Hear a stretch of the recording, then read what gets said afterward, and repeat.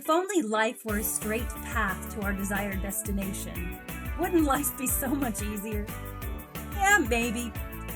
But those unexpected zigzags in our path teach us that life's tough struggles have greater purpose than we ever imagined. Stories and strategies are our focus for Season 4.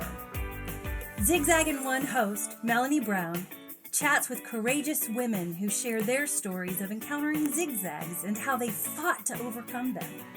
Be assured their stories will inspire and encourage you. But we know warm and fuzzy feelings aren't enough to equip you to fight those challenging zigzags in your path. So, this season, our guests are joining us for another episode to share strategies, mindsets, and habits that strengthened and empowered them during their toughest seasons. Join us in declaring, zigzags may interrupt our path, but they will not detour us. We will keep moving forward.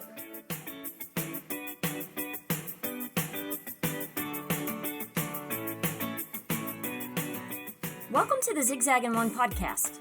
You might have seen the title of this episode and thought, I'm not going there. I don't want to get to my greatest ministry if it means I have to go through my greatest hurt. I get it. I really do. If you know my story, which you can find in episode 1, you know this podcast and my writing ministry is a direct result of my greatest hurt. My guest Jody Hudson's greatest hurt is the loss of her beautiful daughter Alex, who fought Lyme disease bravely for 10 years. In today's episode, we're going to discuss Alex's medical journey and pay close attention to Jody's descriptions of her grit, her determination to never give up, and her faith.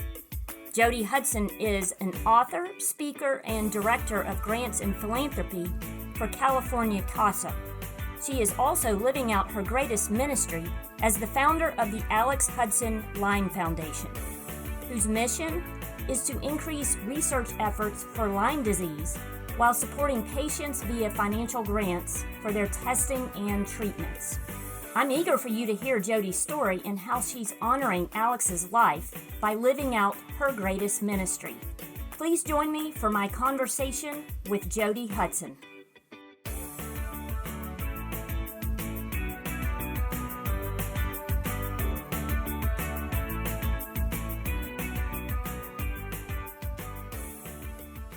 I'm excited about having my guest Jody Hudson with me today.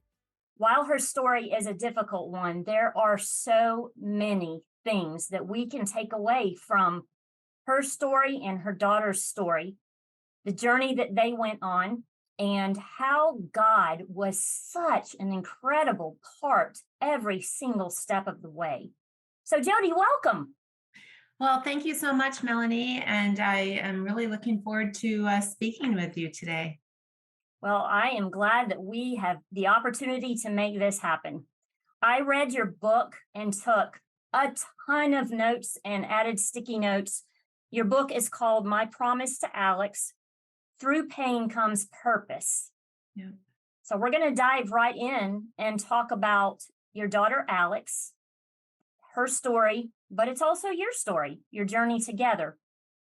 What were the first symptoms that Alex experienced, and how old was she?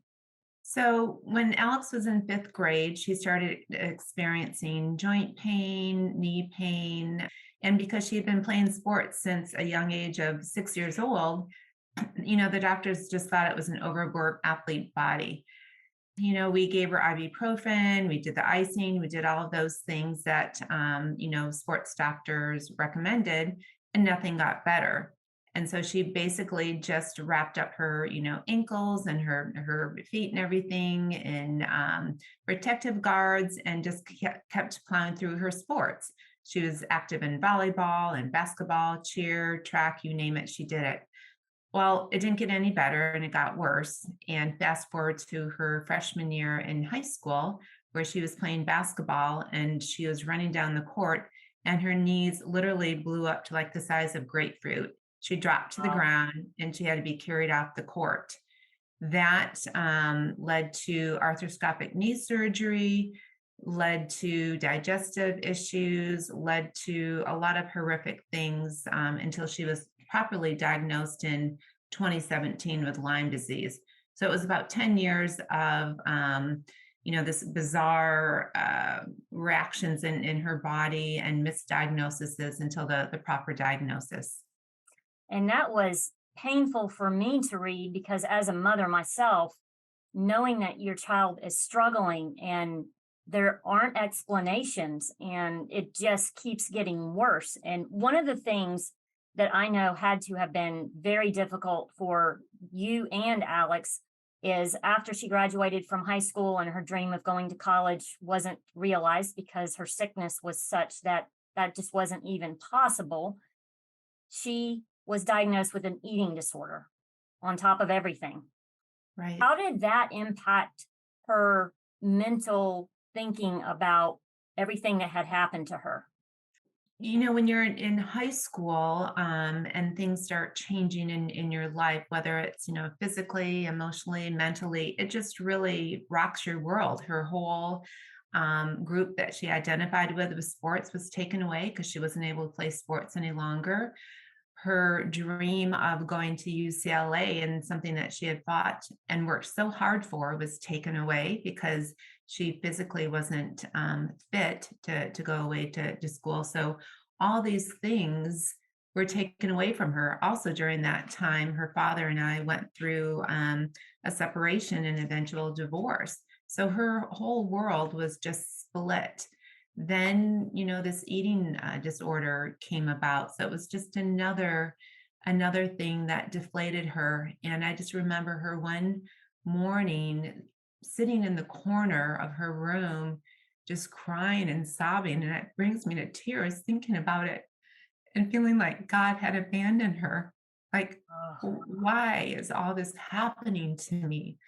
And as a parent, I think there's nothing worse than thinking your child has been abandoned by God, and B, we can't fix it. Like we're used to fixing things as a parent. They have a boo-boo, they have a wound or something. We give them a Band-Aid, we give them hugs, we fix it. We fix things in their lives. I couldn't fix this. And it just absolutely rocked my world. I bet so. What I noticed and I made notes about is the progression of her weight loss. And you marked every chapter as the date and then also her weight. And so just to give context, in the fall of 2015, her weight fell from 122 pounds to 113 pounds in just a few months. And that's when she was diagnosed with the eating disorder. Fast forward 2 years, by February of 2017, you noted that she was down to 98 pounds. That's extremely significant.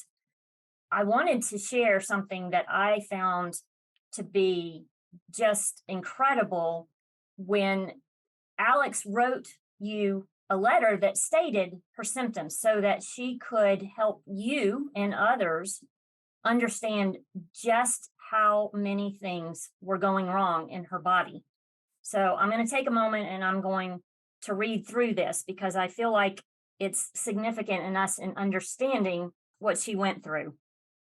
It says, what my body feels like. TMJ, which is pain in the jawbone. Both sides, right side worse. Neck, throat pain. Both sides, right side worse. I can feel something pulsating in my neck. The right side of my throat feels like something is stuck. It hurts and burns after eating. It's hard to swallow. Then we move to her ears. Right ear clogged, worse after eating, feels liquidy, itchy, left ear clogged. Sinus, deviated septum in right nostril, congestion and constant postnasal drip. Chest, pain and pressure on both sides, sharp stinging, worse upon waking and sitting down, worse when eating, hard to breathe. Head, feels heavy, hurts to look down. Pain behind neck and head. Tension, migraine, headaches, tightness under chin and jaw. Bodily symptoms, fatigue, insomnia, numbness, tingling in arms, legs, and fingers. Burning, and itchy.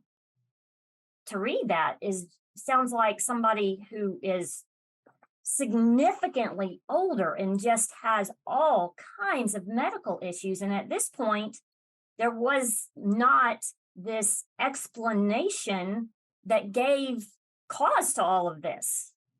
No, and I had Alex write down what you just explained and read. I had her write it down because I was her advocate, right? I was Yes. helping her to educate and explain to the doctors, but I needed to understand it. I mean, when she would just tell me I don't feel good and this hurts, I'm like, okay, Alex, help me to help you. Like, I need to understand exactly what it is that bothers you. I gave her a piece of paper and a pen, and I thought she was just going to write down a couple things. Minutes later, she was still writing. And when she gave this to me, I read it and I looked at her and I said, really? And I think that's when I had this aha moment that, wow, we were in deep waters here. This was not going to be a quick fix, and I really needed help. Yes. And so that list was written, if I've got my page numbers correctly, that was February 2017. She was tested for Lyme disease in April of 27, and those test results came back as positive, which at least you had a name for what was happening to her body, but it didn't necessarily help all that much to have that name, did it? Well, it did and it didn't. So after 40 plus doctors, Alex on her own found a doctor down in the Los Angeles area that looked outside of the box, and he specialized in digestive disorders. So I thought, hey, what's 41 doctors? Sure, why not? Let's go. I was kind of doing it just to appease her, to keep moving and hoping to get a diagnosis. Within the first 20 minutes of meeting with this doctor, he asked me, he said, Mrs. Hudson, has Alex ever been tested for Lyme disease? Now, this is 2017. And now, in 2022, so much more has been talked about with Lyme disease, but I had never really heard of it. And my immediate thought was, we live in California. Isn't that an East Coast disease? I mean, I was ignorant, so ignorant. I, gave him permission to do the testing. And he said it was going to, take a couple of weeks. And I remember at that time I was working for Catholic Charities and I was in a board meeting. And my assistant came in and pulled me out of the board meeting and said, Jody, Alex is here. She's in your office. She needs to see you. She's really upset. And I thought, oh my gosh, I wonder if we got the test results back. So I went into my office and she just started crying and sobbing. And she said, Mom, Dr. Rabar called me and we got the test results back and I tested positive for Lyme. And in that moment, it was this mixed blessing. Like, we had validation. We weren't crazy like the doctors thought, with this medical gaslighting. We just, didn't make this up that she was feeling all of this. So we had that validation. And then we had that diagnosis. And now I'm like, what do we do with it? Like, what is Lyme disease and how do we go about treating it? So it was this incredible emotional moment. And we just hugged each other and sobbed. And I told Alex, I said, I don't know what this all means, but we're going to figure it out. You're going to fight. Yep. And that was something that you guys decided from the get-go that you were going to fight. And over, I loved reading. Alex said, I'm not giving up. And you said, she's not giving up. Both of you had that determination and perseverance that whatever this meant and whatever treatments were required of her, you were going to at least give it your all. That is commendable because your book covers so many different treatments and doctors and being promised things, being promised some sort of treatment and getting there and being turned away, or no one there having any knowledge of her case.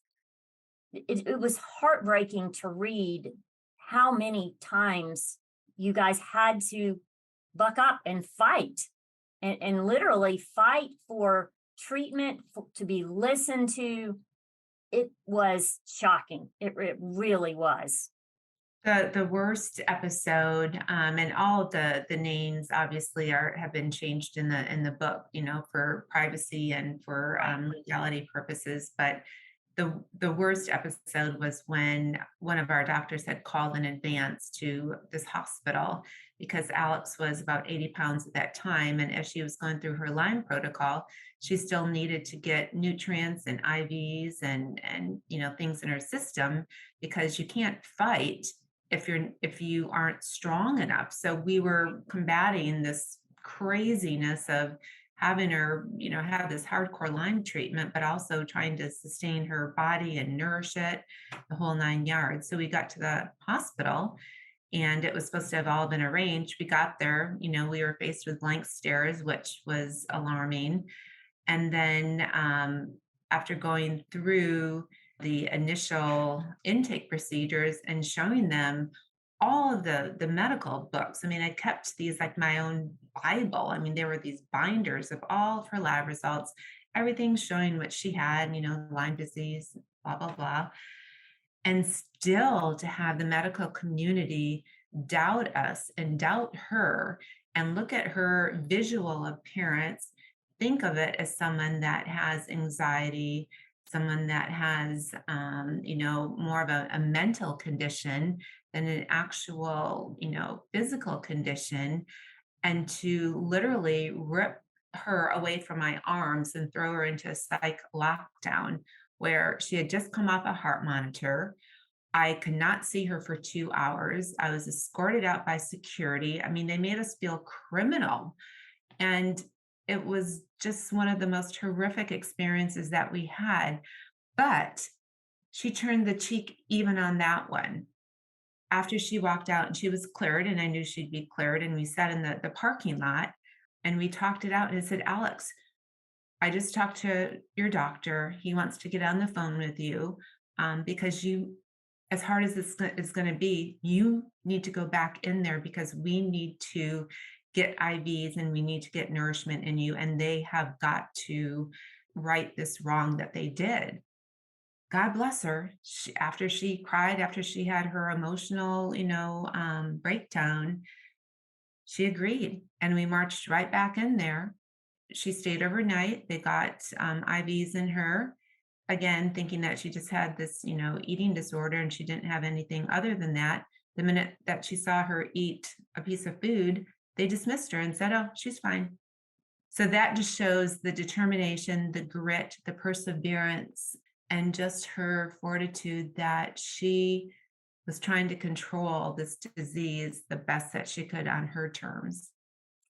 I wish that I had had the opportunity to meet her, because the way that she navigated the zigs and zags throughout her journey is just admirable, and something that I could honestly ask her 1,000 questions, because I'm just curious about that mindset and how she bounced back, as you said, and how she kept moving forward.